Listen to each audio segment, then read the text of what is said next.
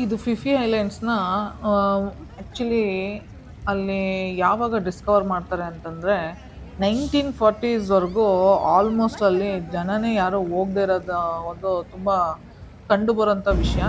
ಏಕೆ ಅಂತಂದರೆ ಅಲ್ಲಿವರೆಗೂ ಯಾರೂ ಅಲ್ಲಿ ಜನನೇ ಹೋಗಿರ್ಲಿಲ್ವಂತೆ. ಯಾರೋ ಫಿಷರ್‌ಮೆನ್ನು ಅಂದರೆ ಮಲೈ ಭಾಷೆನಲ್ಲಿ ಇಲ್ಲಿ ಅಂಡಮಾನ್ ಆ್ಯಂಡ್ ನಿಕೋಬಾರ್ ಐಲ್ಯಾಂಡ್ಸ್ ಇದೆ ನಮ್ಮ ಇಂಡಿಯಾದು. ಈ ಕಡೆ ಲೆಫ್ಟಿಗೆ ಬಂದರೆ ಹಂಗೆ ನಿಮಗೆ ಇಂಡಿಯಾ ಇದೆಲ್ಲ ಬರುತ್ತೆ. ಬೇ ಆಫ್ ಬೆಂಗಾಲ್ ಇದೆ, ಇಲ್ಲಿ ಅಂಡಮಾನ್ ಸಿ ಇದೆ. To the bug of you can see to the fish, to the coral, to the sand. But as our boat barking, you're gonna see the color. It's different color. It's big. Hi ಎಲ್ರಿಗೂ ನಮಸ್ಕಾರ. ನೀವು ನೋಡ್ತಾ ಇದ್ದೀರಾ ನಮ್ಮ journey to ಫುಕೆಟಿಂದ Fifi ಐಲ್ಯಾಂಡ್ಸ್ಗೆ. ಮಧ್ಯದಲ್ಲಿ ನಾವು ಹೋದಂಥ ಮಾಯಾಬೇನ ನೀವು ಆಲ್ರೆಡಿ ಪ್ರೀವಿಯಸ್ ವಿಡಿಯೋದಲ್ಲಿ ನೋಡಿದ್ದೀರಾ. ಈಗ ನೀವೇನು ನೋಡ್ತಾ ಇದ್ದೀರಲ್ಲ, ಇದೇ ಆ ಒಂದು ಅದ್ಭುತವಾದಂಥ ತುಂಬ ಸುಂದರವಾದಂಥ ಐಲ್ಯಾಂಡ್ ಇದು. ಆ್ಯಕ್ಚುಲಿ ಇದನ್ನು ಫಿಫಿ ಐಲ್ಯಾಂಡ್ಸ್ ಅಂತ ಕರೀತಾರೆ. ಇದಕ್ಕೊಂದು ದೊಡ್ಡ ಹಿಸ್ಟ್ರಿ ಕೂಡ ಇದೆ. ಈ ಪ್ಲೇಸ್ಗೆ ಬರಬೇಕಂತಂದರೆ ಬೆಳಗಿನ ಜಾವ ಎದ್ದು ಬೇಗ ರೆಡಿಯಾಗಿ ನೀವು ಬೋಟು ಮುಂಚೆನೇ ಬುಕ್ ಮಾಡಿದರೆ ಮಾತ್ರ ಸಾಧ್ಯ. ಈ ಬೀಚ್ಗೆ ಈ ಜಾಗಕ್ಕೆ ಬರಬೇಕಂತಂದರೆ ನೀವು ವೆಲ್ ಪ್ರಿಪೇರ್ಡ್ ಆಗಿ ಅಟ್ಲೀಸ್ಟ್ ಎಂಟರ್ ಡೇ ನೀವು ಇದಕ್ಕೆ ಮೀಸಲಾಗಿಡಬೇಕು. ಬಿಕಾಸ್ ನಾವು ಆ ಫುಕೆಟ್ಗೆ ಹೋಗಿದ್ದಾಗ ಈ ಫಿಫಿ ಐಲ್ಯಾಂಡ್ಸ್ ಎಂಟರ್ ಟ್ರಿಪ್ ಇದೆಯಲ್ಲ, ಇದಕ್ಕೆ ಅಂತ ನಾವು ಡೆಡಿಕೇಟೆಡ್ ಆಗಿ ಇಟ್ಬಿಟ್ಟಿದ್ವಿ. ಅದು ಬಿಟ್ಟರೆ ಅಲ್ಲಿ ಲೋಕಲಲ್ಲಿ ಬೈಕ್ ತೊಗೊಂಡು ಓಡಾಡಿದ್ದು ನೀವು ಆಲ್ರೆಡಿ ನೋಡಿದ್ದೀರಾ. ಸೊ ಇದು ನೋಡಿ, ಇದನ್ನು ಎಂಜಾಯ್ ಮಾಡಿ. ಫಿಫಿ ಐಲ್ಯಾಂಡ್ಸ್ ಹೇಗಿದೆ ಅಂತ ಇದಕ್ಕೊಂದು ಸಣ್ಣ ಹಿಸ್ಟ್ರಿ ಇದೆ. ಅದು ಏನು ಅಂತ ಹೇಳ್ತೀನಿ, ಕೇಳಿ.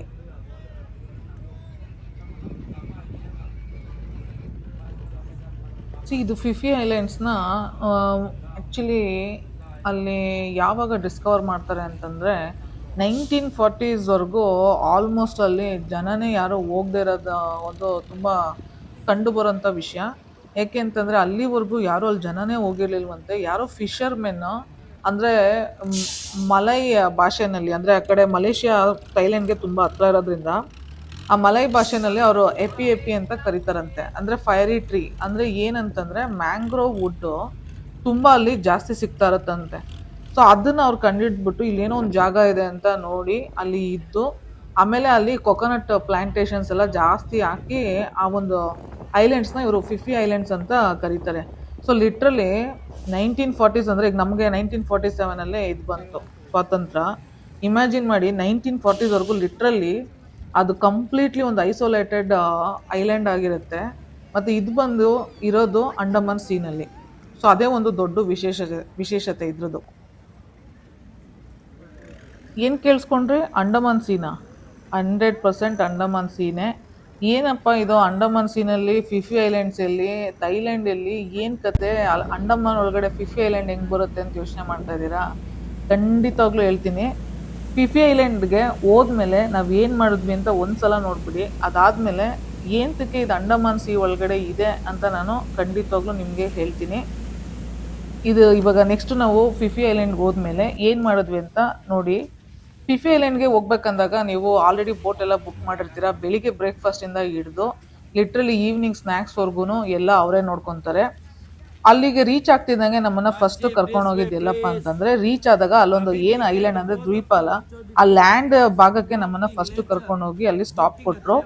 ಸ್ಟಾಪ್ ಕೊಡ್ತಿದ್ದಂಗೆ ನಾವೇನು ಮಾಡಿದ್ವಿ, ಅಲ್ಲಿ ನಮಗೆ ಒಂದು ಹಾಲ್ ಹೇಳಿರ್ತಾರೆ. ಅಂದರೆ ಆಲ್ರೆಡಿ ಅವರು ಬುಕ್ ಮಾಡಿ ನಮಗೆ ಇಂಥ ಕಡೆನೇ ಹೋಗಿ ಊಟ ಮಾಡಬೇಕು ಅಂತ ನಮಗೆ ಡೈರೆಕ್ಷನ್ ಕೊಟ್ಟಿರ್ತಾರೆ.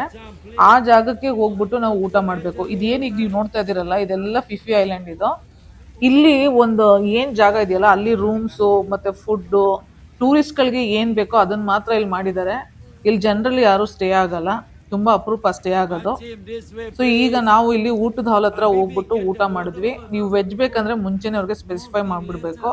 ಸೊ ನಾನು ಇಲ್ಲಿ ವೆಜ್ ತೊಗೊಂಡಿದ್ದೆ. ಸೊ ಪ್ಲೇಟ್ ತುಂಬ ಚೆನ್ನಾಗಿ ಹಾಕ್ಕೊಂಡು ಬಾರಿಸಿದ್ದೀನಿ. ನೆಕ್ಸ್ಟು ಅವ್ರು ಏನು ಮಾಡಿದ್ರು ಅಂದರೆ, ನಮಗೆ ತುಂಬ ಆಲ್ರೆಡಿ ಫಿಫಿ ಐಲ್ಯಾಂಡ್ ತುಂಬ ದೂರ ಇರೋದ್ರಿಂದ ನಮಗೆ ತುಂಬ ಟೈಮ್ ಇರಲಿಲ್ಲ. ತುಂಬ ಪ್ಲೇಸಸ್ ನೋಡ್ಕೊಂಡು ಬೇರೆ ಬೇರೆ ಐಲ್ಯಾಂಡು, ಮಾಯಾಬೆ ಅಲ್ಲೆಲ್ಲ ಕರ್ಕೊಂಡು ಹೋಗಿದ್ರಿಂದ ಸ್ವಲ್ಪ ಲೇಟ್ ಆಗ್ತಾಯಿತ್ತು. ಹಾಗಾಗಿ ಅವ್ರು ಇಮಿಡಿಯೇಟಾಗಿ ಊಟ ಮಾಡಿದ ತಕ್ಷಣ ನಮ್ಮನ್ನು ವಾಪಸ್ಸು ಬೋಟಿಗೆ ಹಚ್ಕೊಂಡು ಕರ್ಕೊಂಡು ಹೋಗೋಣ ಅಂತ ಪ್ಲ್ಯಾನ್ ಮಾಡಿದ್ರು. ಸೊ ಇಲ್ಲೆಲ್ಲ ಯಾವ್ಯಾವ ಬೋಟ್ಸ್ ಬಂದಿದೆಯಲ್ಲ, ಅವರೆಲ್ಲ ಇಲ್ಲಿ ಫಿಫಿ ಐಲ್ಯಾಂಡ್ಸ್ಗೆ ಬಂದಿರೋಂಥ ಬೋಟ್ಸ್ಗಳು. ಇಲ್ಲಿ ಅಕ್ಕಪಕ್ಕದಲ್ಲಿ ಬೇರೆ ಇನ್ನೇನಿಲ್ಲ, ಮೇಯ್ನ್ ಇರೋದೇ ಈ ಫಿಫಿ ಐಲ್ಯಾಂಡ್ಗೆ ಬಂದಿರೋಂಥ ಬೋಟ್ಸ್ಗಳು. ಸೊ ಅದು ಬಿಟ್ಟರೆ ಅದು ಸಣ್ಣ ಸಣ್ಣ ಬೋಟ್ಸ್ಗಳು ಏನಿದೆಯಲ್ಲ ಅವೆಲ್ಲ ನಿಮ್ಮನ್ನ ಅಲ್ಲೇ ಲೋಕಲಲ್ಲಿ ಕರ್ಕೊಂಡು ಹೋಗ್ಬಿಟ್ಟು ಫೋಟೋ ಸೆಷನ್ಸು ಅದಕ್ಕೆಲ್ಲ ಅದನ್ನೆಲ್ಲ ಮಾಡಿಕೊಡ್ತಾರೆ. ಅಂದರೆ ಅದಕ್ಕೊಂದು ಸ್ವಲ್ಪ ಡಿಸೈನು ಅದು ಇದು ಎಲ್ಲ ಹಾಕಿ ಬೋಟ್ನ ಶೃಂಗಾರ ಮಾಡಿಟ್ಟಿರ್ತಾರೆ. ಅಲ್ಲಿ ನೀವು ಸ್ವಲ್ಪ ಎಕ್ಸ್ಟ್ರಾ ದುಡ್ಡು ಕೊಟ್ಟರೆ ಆ ಸಣ್ಣ ಸಣ್ಣ ಬೋಟ್ಗಳೇನಿದೆಯಲ್ಲ ಅದು ಅಲ್ಲೇ ಕರ್ಕೊಂಡು ಹೋಗ್ಬಿಟ್ಟು ನಿಮ್ಗೆ ಎಕ್ಸ್ಕ್ಲೂಸಿವ್ ಆಗಿ ಫೋಟೋನು ನೀವು ತೊಗೋಬೋದು.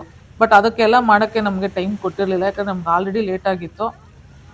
ಯಾಕೆ ಲೇಟಾಗಿತ್ತು, ಇದು ಯಾಕೆ ಇಷ್ಟು ಭಯಾನಕ ಅಂತಂದರೆ ಅಷ್ಟು ಒಂದು ಇದಿದೆ. ಅದನ್ನು ನಿಮಗೆ ಮ್ಯಾಪಲ್ಲಿ ತೋರಿಸ್ತೀನಿ ಹೇಗಿದೆ ಅಂತ, ಅವಾಗ ನಿಮ್ಗೆ ಗೊತ್ತಾಗುತ್ತೆ. ನೋಡಿ, ನಾನು ಇವಾಗ ನಿಮಗೆ ತೋರಿಸ್ತಾ ಇದ್ದೀನಿ, ಇಲ್ಲೊಂದು ಮ್ಯಾಪಲ್ಲಿ ತೋರಿಸ್ತಾ ಇದ್ದೀನಿ, ಕಾಣಿಸ್ತಾ ಇದೆಯಾ? ಇಲ್ಲಿ ಲೆಫ್ಟಲ್ಲಿ ಇರೋದು ಫುಕೆಟ್, ರೈಟ್ ಸೈಡ್ ಇರೋದು ಕ್ರ್ಯಾಬಿ.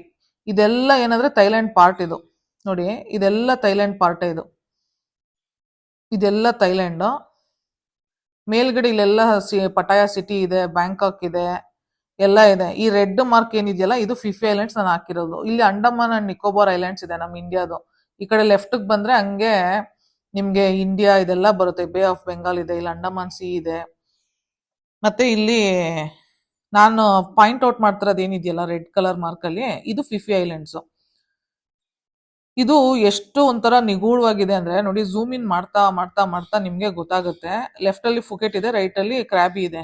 ಇದು ಅಂಡಮಾನ್ ಸಿ. ಇದು ಸುತ್ತ ಇರೋದು ಏನ್ ಇದೆಲ್ಲ ಇದೆಯಲ್ಲ ಇದೆಲ್ಲ ಅಂಡಮಾನ್ ಸಿ.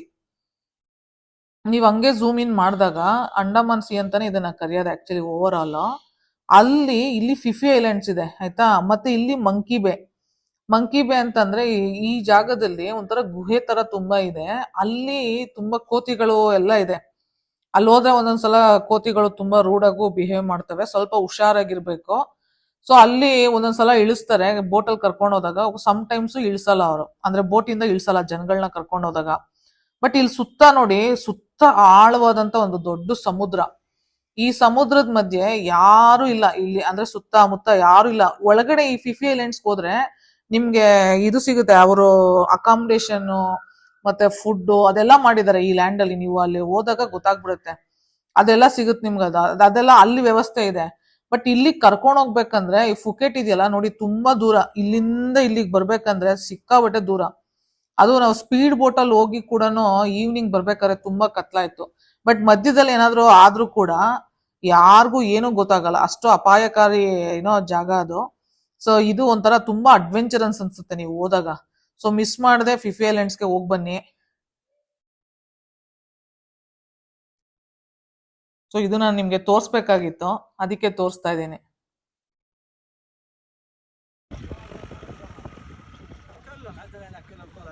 ನಾನು ಟಾಪ್ ನಮ್ದು ಏನ್ ಬೋಟ್ ಇದೆಯಲ್ಲ ಅದ್ರ ಟಾಪ್ ಮೇಲೆ ಮೆಟ್ಲು ಹತ್ಕೊಂಡು ಹೋಗ್ಬಿಟ್ಟು ಟಾಪ್ ವ್ಯೂನ ವಿಡಿಯೋ ಮಾಡ್ತಾ ಇದ್ದೆ. ಸೊ ಅದಾದ್ಮೇಲೆ ನಮ್ಮನ್ನ ಒಂದು ಪಾಯಿಂಟ್ ಕರ್ಕೊಂಡು ಹೋಗ್ತಾರೆ. ಅಲ್ಲಿ ಕರ್ಕೊಂಡು ಹೋಗ್ಬಿಟ್ಟು ಇವ್ರದ್ದು ಒಂದು ಪ್ಯಾಕೇಜ್ ಏನಪ್ಪಾ ಅಂತಂದ್ರೆ, ಅಲ್ಲಿ ಪ್ಲೇಸಸ್ ಅಲ್ಲಿ ಎಲ್ಲೆಲ್ಲಿ ಕರ್ಕೊಂಡು ಹೋಗ್ತಾರಲ್ಲ ಮಧ್ಯದಲ್ಲಿ ಎಲ್ಲ ಕಡೆ ಗೇಮ್ಸ್ಗಳು ಇನ್ಕ್ಲೂಡ್ ಮಾಡ್ತಾರೆ. ಅಂದ್ರೆ ಬೋಟ್ ಟಾಪ್ ಇಂದ ಜಾರ್ಸಿ ಅಲ್ಲಿಂದ ನೀರಲ್ಲಿ ಬೀಳೋ ತರ ಅದೊಂದು, ಮತ್ತೆ ಈ ತರ ಡೈವಿಂಗ್ ಮಾಡೋದು, ಮತ್ತೆ ಇಲ್ಲಿ ಒಳಗಡೆ ಆಲ್ಗೆ ಪ್ರತಿಯೊಂದು ಇರುತ್ತೆ. ಅದಕ್ಕೆ ಆಕ್ಸೆಸರೀಸ್ ಎಲ್ಲ ಅವರೇ ಕೊಡ್ತಾರೆ, ಲೈಫ್ ಜಾಕೆಟ್ಸ್ ಕೊಡ್ತಾರೆ. ಒಂದು ವೇಳೆ ನಿಮಗೆ ಸ್ವಿಮ್ಮಿಂಗ್ ಬರಲ್ಲ ಬಟ್ ನಂಗೆ ನೋಡೋಕೆ ತುಂಬ ಇಷ್ಟ ಇದೆ ಅಂತಂದರೆ ಒಂದು ಒಳ್ಳೆ ಅಂದರೆ ನೀವು ಈಗ ನೀರಲ್ಲಿ ಬಿದ್ದರೂ ಈ ಕಾಟನ್ನು ನೈಲಾನ್ ಅಂಥ ಬಟ್ಟೆಗಳು ಹಾಕ್ಕೊಂಡು ಹೋಗ್ಬೇಡಿ. ಒಂದು ಒಳ್ಳೆ ಬಟ್ಟೆ ಹಾಕ್ಕೊಂಡು ಹೋಗಿ, ಸೊ ದಟ್ ಎಲ್ಲ ಗೇಮ್ಸ್ನು ನೀವು ಎಂಜಾಯ್ ಮಾಡ್ಬೋದು. ಅಲ್ಲೂ ನೀವು ಅದೆಲ್ಲ ನೋಡ್ಬೋದು. ಅವರೇ ನಿಮ್ಗೆ ಹೆಲ್ಪ್ ಮಾಡಿ ಲೈಫ್ ಜಾಕೆಟ್ಸ್ ಎಲ್ಲ ಹಾಕ್ಕೊಟ್ಟು ನೀರಲ್ಲಿ ಒಳಗಡೆ ಏನೇನು ಕಾಣುತ್ತೆ ಅದೆಲ್ಲನೂ ಅವ್ರಿಗೆ ತೋರಿಸ್ತಾರೆ, ಎಕ್ಸ್ಪ್ಲೈನ್ ಮಾಡ್ತಾರೆ ಡೀಟೇಲ್ ಆಗಿ. ಸೊ ಅದೊಂದು ವಿಶೇಷತೆ ಈ ಪ್ಯಾಕೇಜ್ದು. ಸೊ ನಾವು ಚೂಸ್ ಮಾಡಿರೋ ಪ್ಯಾಕೇಜು ನಿಜವಾಗ್ಲೂ ಬೆಸ್ಟ್ ಪ್ಯಾಕೇಜು. ಇಬ್ಬರಿಗೆ 9,000 ಆಯಿತು. But I felt it was really worth ಅಂತ ನನ್ನ ಪ್ರಕಾರ ಅನ್ನಿಸ್ತು. ತುಂಬ ನನಗೇನೋ ತುಂಬ ಕಾಸ್ಟ್ಲಿ ಆಯಿತು ಅಂತ ಅನಿಸ್ಲಿ, ಯಾಕಂದರೆ ಆ ಅನುಭವ ಇದೆಯಲ್ಲ ಅದನ್ನು ತೊಗೊಂಡಾಗ ಇದು ಏನೇನೂ ಅಲ್ಲ ನಾವು ಪೇ ಮಾಡಿರೋದು ಅನ್ನೋ ಥರ ಫೀಲ್ ಆಗಿಬಿಡುತ್ತೆ. ಫಿಫಿ ಐಲ್ಯಾಂಡ್ಸ್ ಎಲ್ಲ ಮುಗಿದ್ಮೇಲೆ ಅವ್ರು ನಮ್ಮನ್ನು ನೀಟಾಗಿ ನಾವು ಎಲ್ಲಿ ಬೋರ್ಡ್ ಮಾಡ್ತೀವಲ್ಲ ಬೋಟು, ಅದೇ ಪಾಯಿಂಟಿಗೆ ಕರ್ಕೊಂಬರ್ತಾರೆ. ಹೊರಡ್ಬೇಕಾದ್ರೆ ಐಸ್ ಕ್ರೀಮು ಮತ್ತು ವಾಟರ್ ಬಾಟ್ಲೆಲ್ಲ ಕೊಟ್ಟು ಕಳಿಸಿದ್ರು. ಚೆನ್ನಾಗೆ ತಿನ್ಕೊಂಡು ವಾಪಸ್ ಅಲ್ಲಿಂದ ಹೊರಟ್ವಿ. ಹೊರಟ ಮೇಲೆ ನಾವು ಹೊರಟಿದ್ದು ಎಲ್ಲಿಗೆ ಗೊತ್ತಾ, ಕ್ರ್ಯಾಬಿಗೆ. ಆ ಕ್ರ್ಯಾಬಿಗೆ ಹೋಗಬೇಕಾದ್ರೆ ಮತ್ತೆ ಇನ್ನೂ ಒಂದು ಬೋಟು ಬುಕ್ ಮಾಡಿದ್ವಿ. ಫುಕೆಟ್ ಇಂದ ಆ್ಯಕ್ಚುಲಿ ಕ್ರ್ಯಾಬಿಗೆ ತುಂಬ ಜನ ಫ್ಲೈಟ್ಸ್ ತೊಗೋತಾರೆ, ಈ ಥರ ಬೋಟ್ ಹೋಗ್ತಾನೆ ಇರುತ್ತೆ ಡೈಲಿ. ನಾವು ಬೋಟ್ ಎಕ್ಸ್ಪೀರಿಯೆನ್ಸ್ ಮಾಡೋಣ ಅಂತ ಒಂದು ಬೋಟ್ನ ತೊಗೊಂಡು ಅಲ್ಲಿಂದ, ಅಂದರೆ ನಮಗೆ ಅಂತ ಎಕ್ಸ್ಕ್ಲೂಸಿವ್ ಆಗಿರಲ್ಲ, ದೊಡ್ಡ ಕ್ರೂಸ್ ಬೋಟ್ ಅದು, ಅದರಲ್ಲಿ ನಾವು ಹೋದ್ವಿ.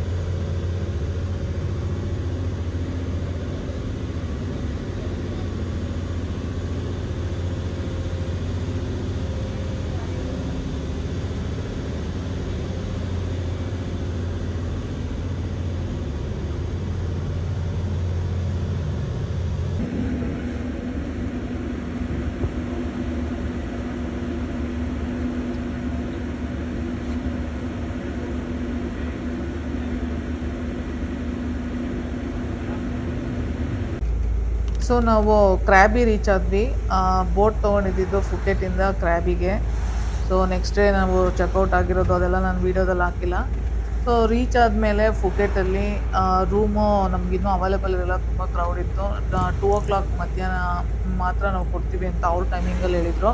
ಇಮಿಡಿಯೇಟಾಗಿ ನಾವು ಒಂದು 2 ವೀಲರ್ ತೊಗೊಂಡು ಎಲ್ಲ ಕಡೆ ಸುತ್ತಕ್ಕೆ ಸ್ಟಾರ್ಟ್ ಮಾಡಿದ್ವಿ.